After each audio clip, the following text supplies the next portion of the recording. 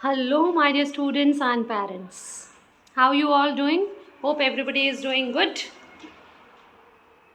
So, पिछले 3 दिनों में हमने बात करी मॉर्निंग कॉन्वर्सेशन की, आफ्टरनून कॉन्वर्सेशन या कहिए इवनिंग कॉन्वर्सेशन और नाइट कॉन्वर्सेशन के बारे में कि क्या कॉन्वर्सेशन हम एज पेरेंट्स अपने बच्चे के साथ कर सकते हैं मॉर्निंग के समय, इवनिंग के समय और नाइट के समय। चलिए उसी में से कुछ चीज़ें और उठाते हैं और उन पे डिस्कस करते हैं। जैसे एक बड़ा ही कॉमन वर्ड है जो सब लोग यूज़ करते हैं, चिल्ड्रन। तो पहले तो मैं आपको बताऊं कि चाइल्ड एक बच्चा और मोर देन वन है तो चिल्ड्रन। अगर एक बच्चा है तो हम कहेंगे चाइल्ड और अगर एक से ज़्यादा है तो हम कहेंगे चिल्ड्रन। जबकि आपने बहुत लोगों को बोलते हुए सुना होगा बहुत सारे चिल्ड्रंस हैं। हम कई बार शायद इस गलतफहमी में रह जाते हैं कि एक बच्चे को चिल्ड्रन और एक से ज़्यादा को चिल्ड्रंस बोलते हैं, जो कि गलत है। सही क्या है कि चाइल्ड एक बच्चा और एक से ज़्यादा अगर हैं तो चिल्ड्रन। होप नेक्स्ट टाइम हम ध्यान रखेंगे कि चाइल्ड एक बच्चा और एक से ज़्यादा है तो चिल्ड्रन। और इसी तरीके से एक वर्ड होता है पीपल। पीपल मीन्स लोग। तो सबसे पहले हमें ध्यान रखना है कि एक अगर कहीं पर एक जना है, कोई एक इंसान है, तो हम पीपल नहीं कहेंगे। पीपल का मतलब ही है एक से ज़्यादा लोग। जब हमें ज़्यादा लोगों को, ग्रुप ऑफ पीपल, लोगों के एक ग्रुप को एड्रेस करना होता है या उनके बारे में कहना होता है, तब हम यूज़ करते हैं पीपल। और इसको भी कई लोग जो है ना वो गलत तरीके से यूज़ कर लेते हैं। उन्हें लगता है कि अगर एक बच्चा है, कोई एक इंसान है, तो वो कह देते हैं पीपल, या फिर वो उसको कह देते हैं पीपल्स, जो कि गलत है। पीपल ही प्लूरल है। पीपल कहते ही ज़्यादा लोगों के ग्रुप को है। सो नेक्स्ट टाइम हम ध्यान रखेंगे, पीपल्स नहीं कहेंगे और पीपल को सही जगह यूज़ करेंगे। एक और वर्ड जो हमने अपनी पिछली कॉन्वर्सेशन में डिस्कस किया था कि बस में चढ़ने को कहते हैं बोर्ड।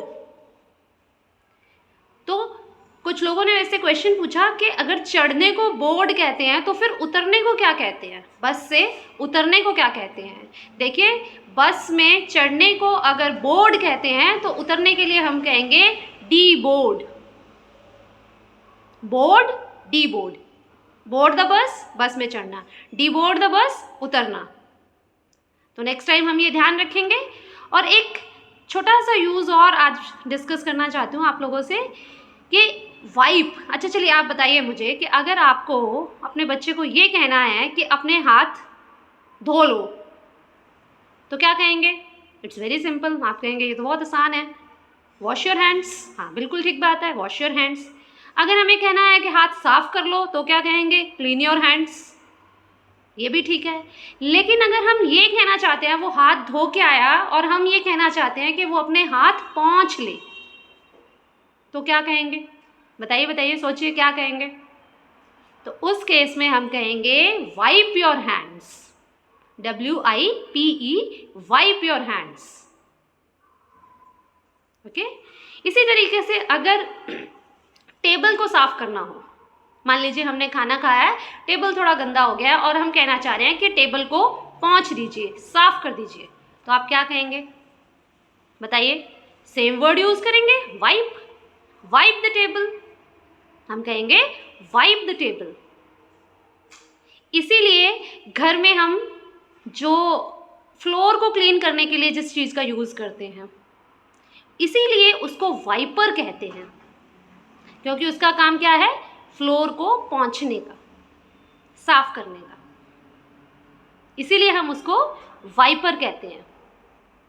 होप आप ये छोटी छोटी चीज़ों को एंजॉय कर रहे होंगे और कहीं ना कहीं अपनी लाइफ में इम्प्लीमेंट कर रहे होंगे, अपने बच्चों को भी मोटिवेट कर रहे होंगे इंग्लिश कॉन्वर्सेशन के लिए, क्योंकि इंग्लिश कॉन्वर्सेशन आज के टाइम में एक बड़ी रिक्वायरमेंट है। जब हम किसी ऐसे एनवायरनमेंट में जाते हैं जहाँ का एनवायरनमेंट इंग्लिश स्पीकिंग एनवायरनमेंट होता है और हम अपने आप को पाते हैं कि हम अगर कोई इंग्लिश में बात कर रहा है और हम समझ नहीं पा रहे हैं, या फिर हम समझ पा रहे हैं हम उसको रिप्लाई नहीं दे पा रहे हैं, तो फिर वहाँ बड़ी एम्बैरसमेंट लगती है, बड़ी शर्मिंदगी महसूस होती है। तो हमारे बच्चे फ्यूचर में उस शर्मिंदगी का सामना ना करें, या फिर वो कुछ ऐसा ग्रो होने से बच ना जाएं, सिर्फ इंग्लिश स्पीकिंग उनकी ग्रोथ में, उनकी डेवलपमेंट में कहीं अड़चन ना बने। कम से कम इतनी इंग्लिश तो हमें सीखनी ही है कि इंग्लिश के चलते कुछ रुक ना जाए, कोई इम्पॉर्टेंट स्टेप लेने से हम पीछे ना रह जाएं। इतनी इंग्लिश तो हमें सीखनी ही है। Hope everybody enjoying the lessons and be positive, try your best. और फिर मैं तो हूँ ही आप लोगों की हेल्प के लिए। और फिर जैसा कि मैं हमेशा कहती हूँ, हमेशा पहले से बेहतर करेंगे तो एक दिन बेहतरीन हो ही जाएंगे। Thank you.